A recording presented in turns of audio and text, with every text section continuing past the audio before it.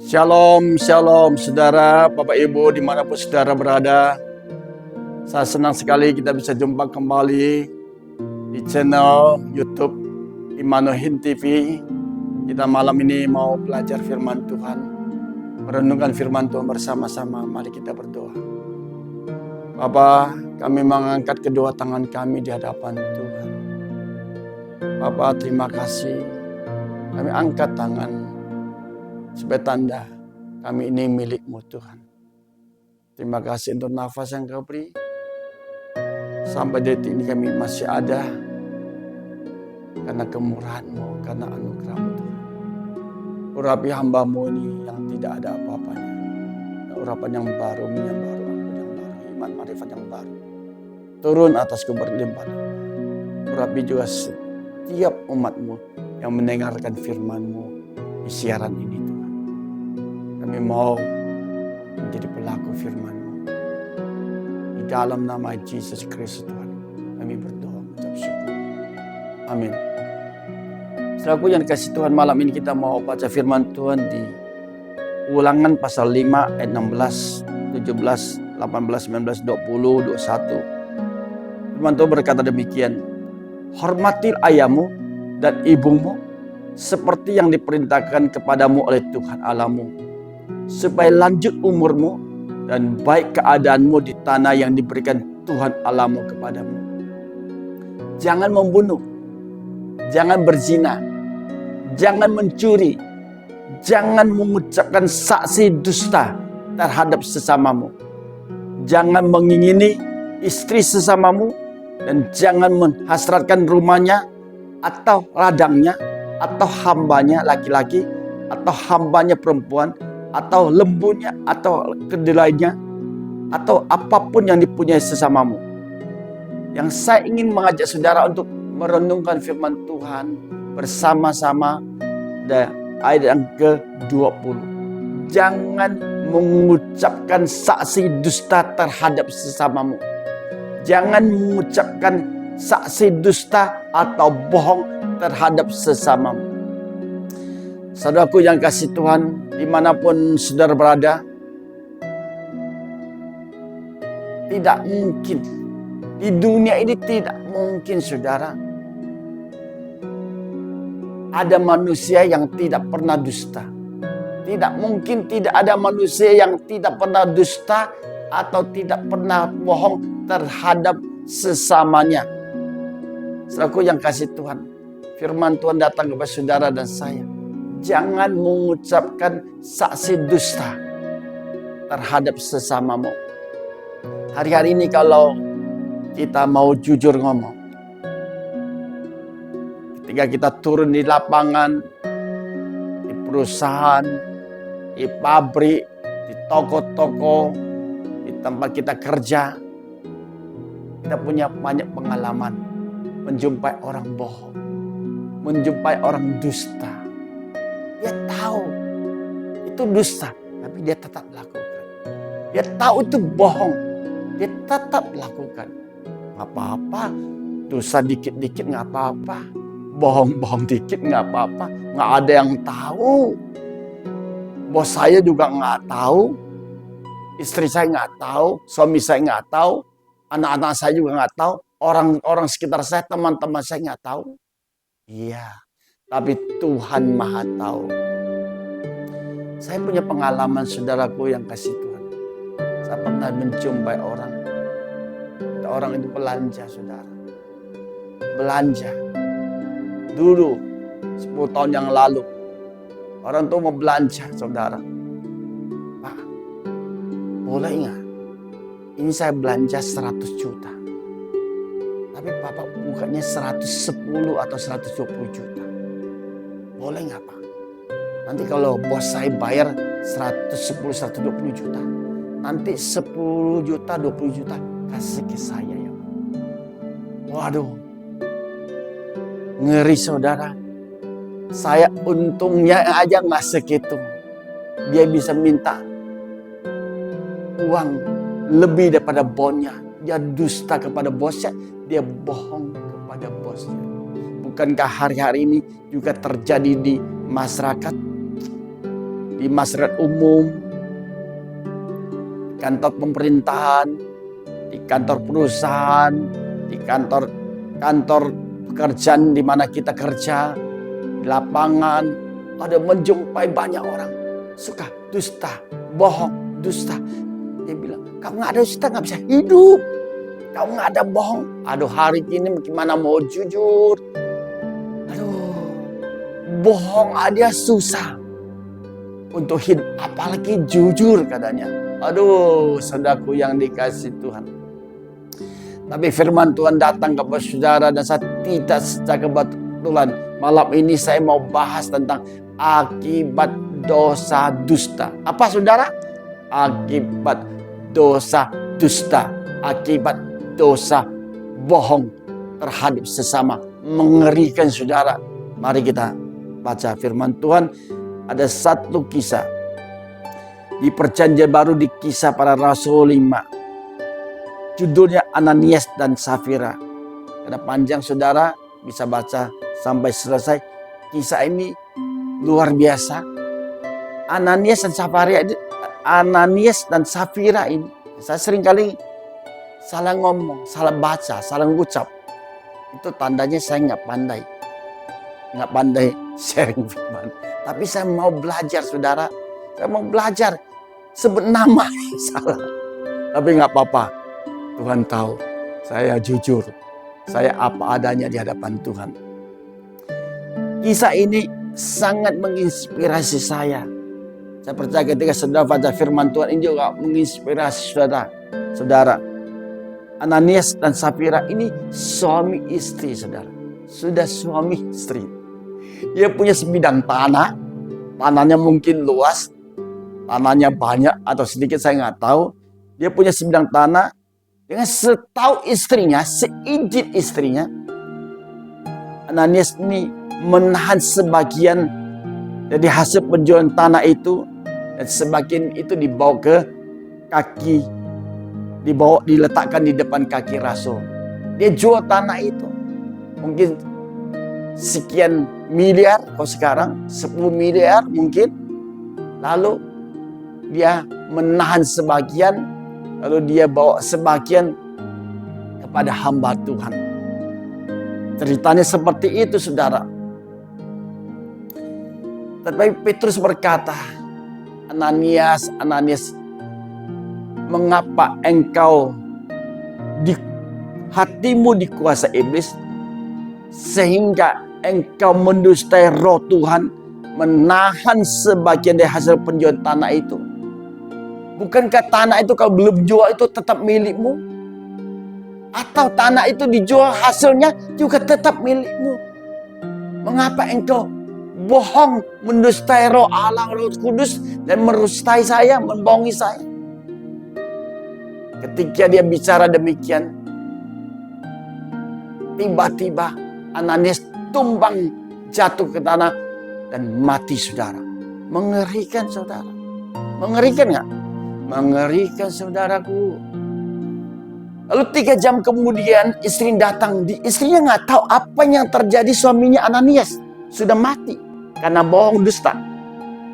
Lalu hamba Tuhan tanya kepada Safira, istri Ananias, benarkah kamu jual tanah ini sekian? Lalu berkata, benar Pak Pendeta, benar. Hamba Tuhan, benar, saya tidak bohong, saya sumpah, saya janji, tidak ada bohong, tidak ada dusta, benar seketika. Lalu Petrus berkata, seperti mereka mengusung suamimu, demikian itu akan terjadi kepadamu. Seketika juga Safira jatuh ke tanah dan mati. Mengerikan. Hanya karena bohong, karena dusta, karena bohong, karena dosa dusta, akibat dosa dusta, kedua anak Tuhan ini mati. Saudaraku yang dikasihi Tuhan, saya tidak tahu keadaan saudara. Kalau hari-hari ini saudara dan saya, atau siapapun yang menonton siaran ini, khususnya anak Tuhan, mengalami masalah, silih berganti, badai topan datang silih berganti, tidak ada habis-habisnya. Mengalami kesulitan keuangan, kesehatan terganggu, rumah tangga retak bermasalah. Apa yang lain saya nggak tahu. Coba kita mau cek kondisi hati kita.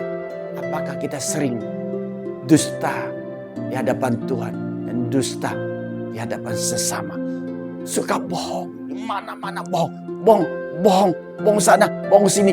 Aduh, nggak apa-apa. Ternyata saya bohong sebulan, 2 bulan, 3 bulan, nggak apa-apa. Setahun juga nggak apa-apa. Hati-hati saudara. Dosa itu kalau matang, dosa itu kalau sudah matang, mendatangkan maut. Maut itu berbicara tentang penderitaan, bahkan kematian saudara. Untuk karena itu firman Tuhan datang ke saudara, menasihati saudara, menegur saudara dan saya. Saya ada satu kisah, ada satu cerita yang sungguh-sungguh terjadi saudara. Ada sepasang calon suami dan istri. Mereka rencana mau nikah saudara, mau nikah. Sebelum nikah mereka datang kepada gembalanya, minta bimbingan pranikah. Janji, oke, waktunya tiba, mereka datang untuk konseling, untuk bimbingan pranikah. Biasa pranikah kan pendeta tanya, masuk sesi yang paling penting di antara sesi-sesi yang lain. Lalu pendeta bertanya, saya mau minta kamu jujur ya, kamu berdua jujur, tidak mendustai saya. Tuhan Maha tahu. Tuhan lihat apapun yang kita lakukan sekarang. Tuhan hadir, Tuhan lihat dan Tuhan catat. Baik pendeta. Apa? Saya mau tanya kamu jujur. Apakah kamu selama ini pacaran? Apakah selama pacaran menjalin hubungan selama pacaran ini? Apakah kamu pernah melakukan hubungan seks bersetubuh? Dan mereka sepakat menjawab, Pak Pendeta, kami berdua tidak pernah melakukan hubungan seks, tidak pernah melakukan hubungan tubuh sebelum nikah. Kami mau hidup benar, hidup kudus di hadapan Tuhan. Bagus. Jujur ya. Selama hubungan calon suami istri, kamu berdua ini tidak melakukan hubungan seks ya, Tuhan lihat dan Tuhan catat ya. Ya. Oke. Tiba waktunya mereka mengadakan pesta perjamuan, pesta nikah untuk keluarganya, pihak pria maupun pihak wanita, lalu undangan untuk teman-teman bisnisnya, saudara semua diundang. Meriah. Waduh, pestanya luar biasa, berjalan lancar dan sukses, diberkati. Saudara, apa yang terjadi setelah itu saudara? Setelah berjalan 6 bulan, setahun kemudian, ada satu tiba-tiba peristiwa terjadi saudara. Pabrik suaminya tiba-tiba mengalami kebakaran. Suaminya kaget. Ada pabriknya kebakaran. Pabrik plastik. Waduh, ini hartaku habis nih. Pabriknya besar saudara. Sampai habis, kebakaran luar biasa. Sampai habis semua saudaraku yang kasih Tuhan. Belum masalah itu selesai. Datang masalah yang lain. Seperti masalah itu tidak ada hentinya. Istrinya mengandung. Tinggal mengandung gak berapa lama keguguran. Aduh. Dia bilang, Tuhan, ada apa ini Tuhan? Puji Tuhan, Tuhan ingatkan ke dia bahwa waktu konseling, waktu bimbingan pranikah, suami istri ini, mereka sadar, insyaf, sadar, dibukakan Tuhan.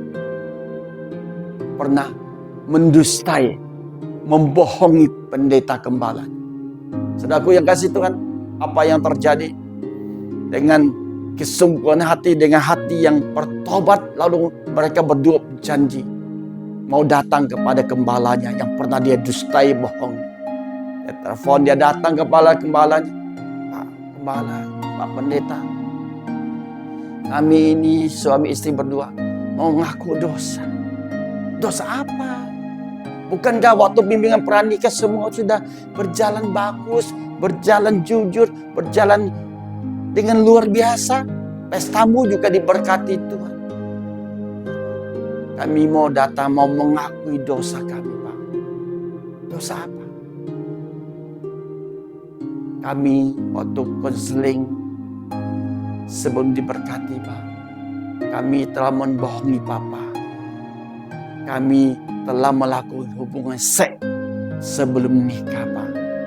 Hah? Benar, kamu benar sudah melakukan hubungan seks sebelum nikah. Benar, Pak Pendeta, benar Gembala. Pendetanya seperti mau pingsan, kaget, tapi nggak bisa berbuat apa. Oke.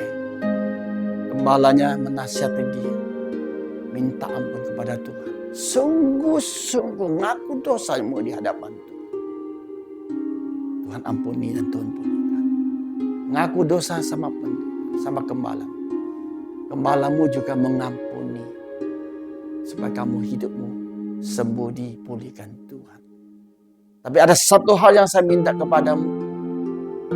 Apa Pak Pendeta? Apa Pak Gembala? Saya minta kamu suami istri, waktu hari Minggu ibadah, kamu berdua berdiri di depan jemaat, mengakui dosamu di hadapan jemaat. Dengan suara lantang, dengan jujur berkata, kami telah berdosa terhadap Tuhan, juga berdosa terhadap gembala, juga berdosa terhadap jemaat di sini. Kami suami istri telah melakukan dosa dusta, bahwa kami telah melakukan hubungan seks sebelum nikah. Kami telah melakukan hubungan seks sebelum nikah, sebelum diberkati Tuhan. Kami datang, kami berdiri di hadapan jemaat dan di hadapan Tuhan, di hadapan gembala. Kami berdosa, kami telah berbuat dosa dusta. Ampunilah kami. Ampuni kami jemaat yang dikasih Tuhan. Ampuni kami suami istri ini. Kami minta pengampun dari jemaat di tempat ini. Apa yang terjadi? Jemaat itu kaget. Jemaat itu kaget seperti nggak percaya. Tapi karena belas kasihan Tuhan turun, jemaat mengampuni suami istri ini. Gembalanya mengampuni. Tuhan jemaat mengampuni. Setelah pengakuan dosa, saudara, keluarga ini sedikit demi sedikit dipulihkan Tuhan, dipulihkan, dikembalikan apa yang dia pernah hilang. Saya yang kasih Tuhan, saya nggak tahu keadaan saudara bagaimana. Apapun kondisi saudara, kalau saudara sudah pernah melakukan hubungan seks sebelum nikah, atau sudah melakukan dosa dusta, bohong di perusahaan, bohong di tempat kerja, bohong di mana-mana, sehingga engkau dijauh oleh teman-temanmu, nggak punya kejujuran. Hari ini firman Tuhan datang kepada saudara saya. Tuhan mencari orang yang jujur. Tuhan mencari orang yang punya integritas. Oh ya, katakan ya. Tidak, katakan tidak. Jangan ya, katakan tidak. Tidak, katakan ya. Tuhan lihat semua itu. Oleh karena itu, mari kita datang kepada Tuhan, kita bertobat. Kita mau berdoa, saudaraku. Bapa, kami telah berdosa di hadapan-Mu Tuhan. Kami juga telah berdosa dusta di hadapan sesama. Seringkali itu kami buat dan kami ulangi dan ulangi. Sehingga hidup kami nggak diberkati. Kami datang, kami minta ampun. Ampuni kami Tuhan. Ampuni aku Tuhan. Ampuni kami. Ampuni. Kami bertobat. Sungguh-sungguh di hadapan-Mu. Terima kasih Tuhan. Terima kasih Tuhan. Kami juga berjanji, kami mau datang kepada orang-orang sekitar kami yang pernah kami dustai, yang pernah kami bohongi. Kami mau datang minta ampun dan kami mau mengakui dosanya. Dosa kami Tuhan. Supaya hidup kami dipulihkan, disembuhkan. Dan firman-Mu berkata, barang siapa mengaku dosanya, saling mendoakan, dia sembuh. Terima kasih untuk firman-Mu malam ini menegur dan menasihati kami. Kami mau hidup dalam firman-Mu, dan firman-Mu dihidup di dalam hati kami.